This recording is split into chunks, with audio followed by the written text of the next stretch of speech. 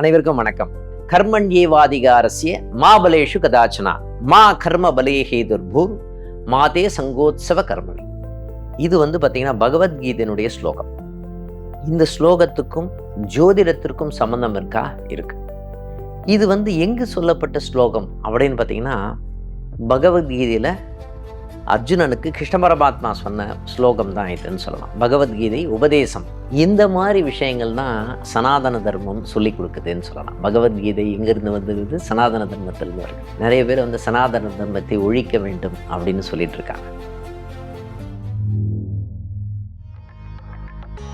எதுக்காக கிருஷ்ண பரமாத்மா இந்த விஷயத்த சொன்னாரு அப்படின்னு பார்த்தீங்கன்னா, இந்த ஸ்லோகம் சொல்லும்போது அர்ஜுனன் கேட்பாரு, நமக்கு எதிரில் இருக்கிறவங்க மூதாதையர்கள் இருக்காங்க, தாத்தா இருக்காரு, என்னுடைய சகோதரர்கள் இருக்காங்க, பாசம் பற்று அன்பு உறவினர்கள் எல்லாமே எதிரில் இருக்காங்க, அவங்களை எப்படி நான் வதைப்பது அப்படின்னு கேள்வி கேட்பார்.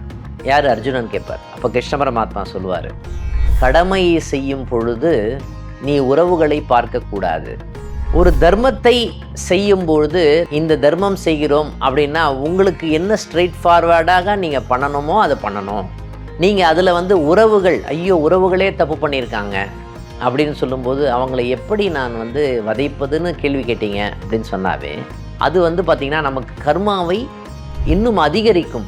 அப்போ என்ன பண்ணணும் அப்படின்னு பார்த்தீங்கன்னா, கடமையை செய், பலனை எதிர்பார்க்காது. இதுதான் அந்த ஸ்லோகத்தினுடைய சாராம்சம்னு சொல்லலாம். இந்த ஸ்லோகத்தினுடைய ஃபுல் மீனிங் என்னன்னா, நாம் செய்கின்ற கர்மாக்கள் எதுவாக இருந்தாலும் சரி அதில் பற்று வைக்கக்கூடாது. First point.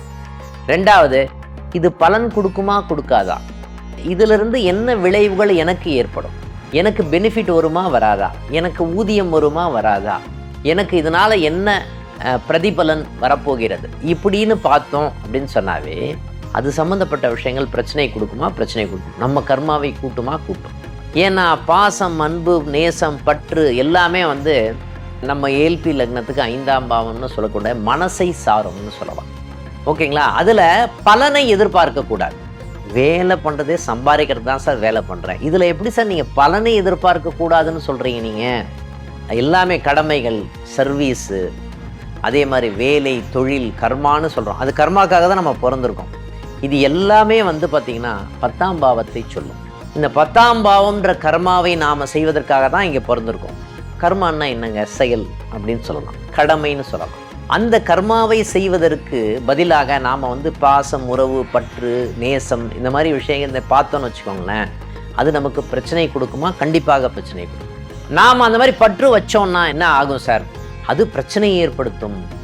ஓகேங்களா? அதுவே மனக்குழப்பத்தை ஏற்படுத்தி விட்டு பிரச்சனையை நமக்கு மன அழுத்தமாக கொடுக்கக்கூடிய தன்மை இருக்குமா? இருக்கும். கிருஷ்ண பரமாத்மா எதுக்காக சொன்னாருன்னா, நாம் செய்கின்ற தொழிலில் நம்ம டியூட்டியில் பார்த்திங்கன்னா அழுத்தம் இருக்கும். 10ஆம் பாவனாவே அழுத்தம் தானே, டென்ஷன் இருக்கும்.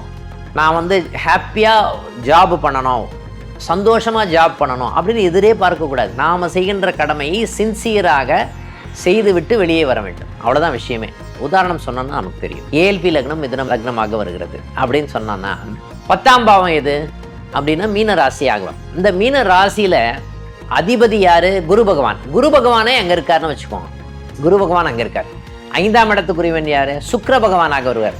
சுக்கிர பகவான் 10ஆம் பாவத்தில் இருக்கிறார். 10ஆம் பாவத்தில் சுக்கிர பகவான் உச்சம் பெற்று இருக்கிறார் அப்படின்னு நம்ம சொல்லுவோம்.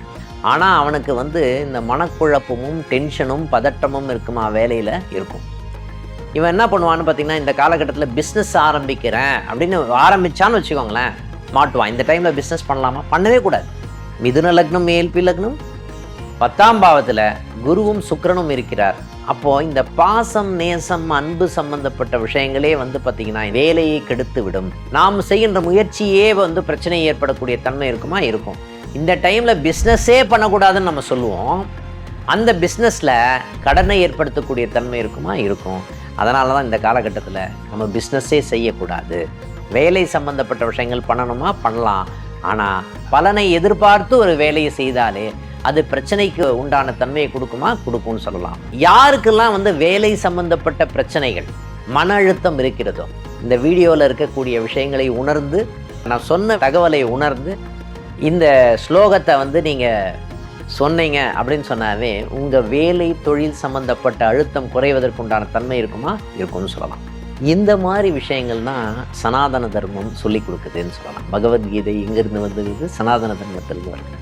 ஓகேங்களா? நிறைய பேர் வந்து சனாதன தர்மத்தை ஒழிக்க வேண்டும் அப்படின்னு சொல்லிட்டு இருக்காங்க. இந்த மாதிரி விஷயங்கள் வந்து ஜோதிடம், ஞானம் சம்மந்தப்பட்ட விஷயங்கள், இந்த மாதிரி ஒரு விஷயத்தை தான் நம்ம அக்ஷய லக்ன பദ്ധதி வகுப்பில் சொல்லி கொடுக்குறோம்.